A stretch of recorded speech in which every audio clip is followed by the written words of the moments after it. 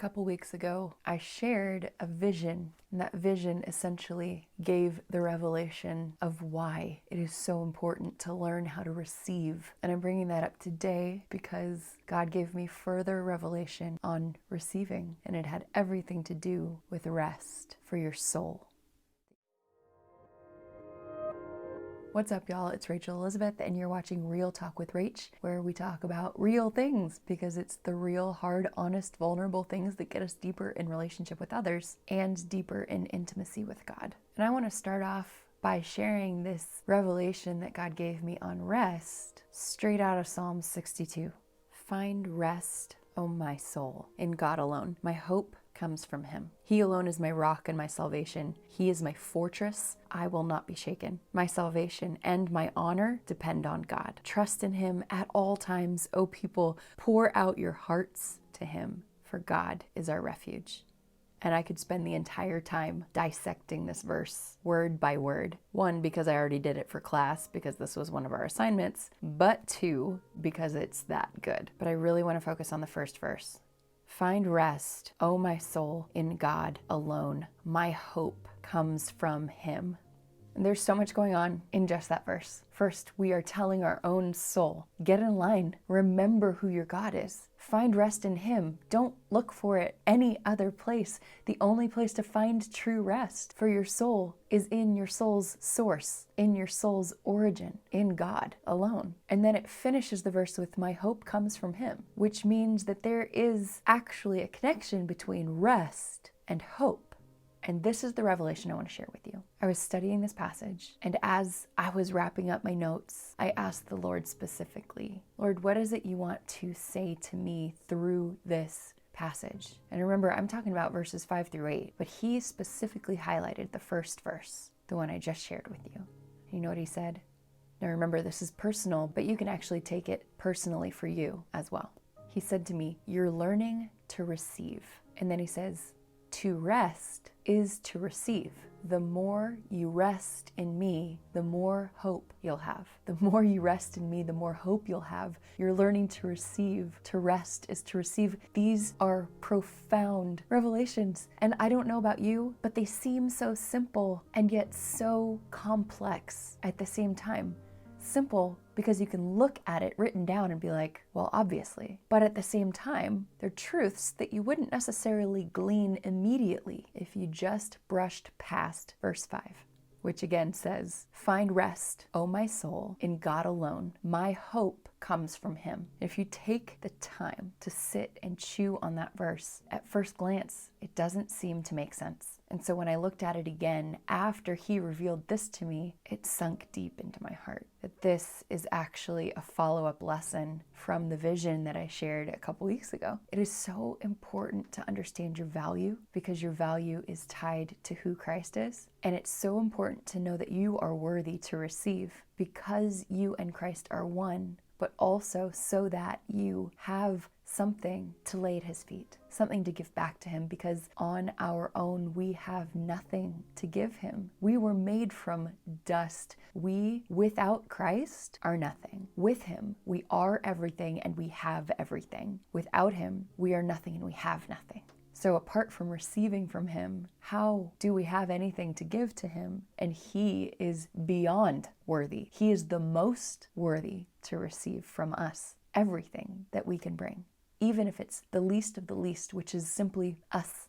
Lord, I have nothing to give. I give you myself. That's the first step, y'all. Lord, I have nothing to give but me. That is a worthy gift. But once you give yourself, you're going to find very quickly that your heart desires to pour itself out for Him. And you start looking, searching for what else you can give Him. Lord, I want to give you my everything. I want to surrender everything. I want to follow you anywhere. I want to do anything for you. What can I possibly give you? It's at that point that you have to learn how to receive. And this week I'm learning that resting in Him, taking the time to pause and meditate on one single verse, asking the Lord what He wants to tell me through that one verse, sitting and letting those words roll around your tongue.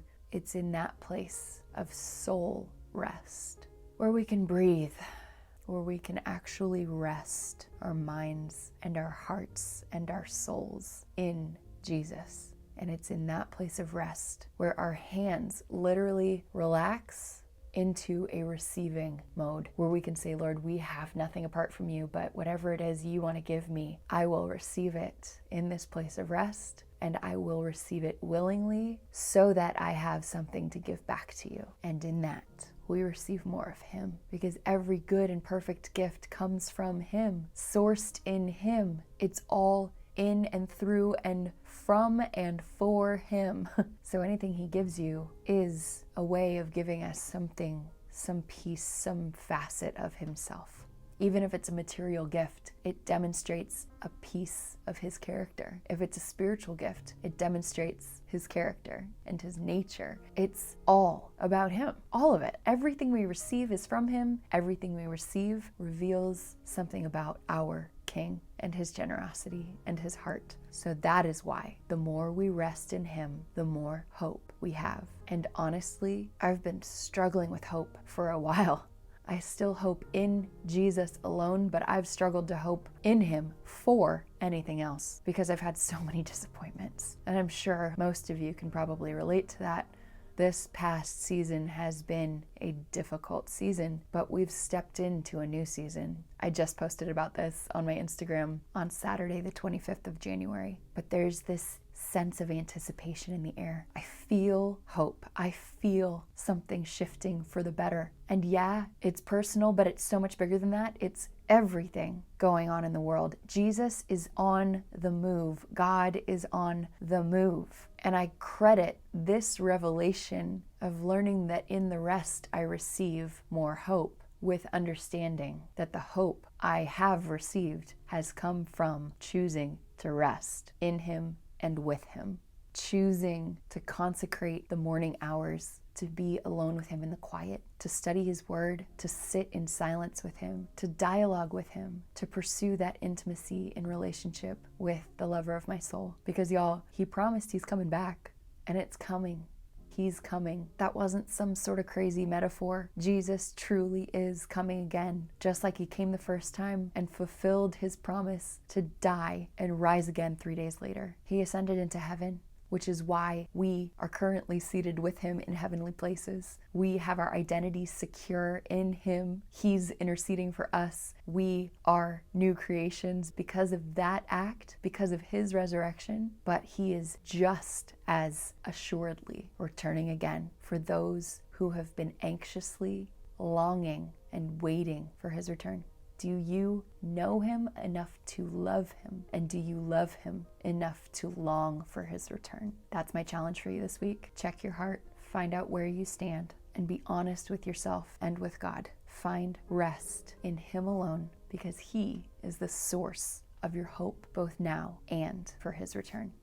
If you liked this video, give it a thumbs up, subscribe to my channel, and share it with a friend. If you want to support this ministry in any way, there are links in the description box below and in the link in my Instagram bio. I would love for you to become a Patreon member. There are links to that as well. I love you and I'm praying for you. Have a great week, and I'll see you next time.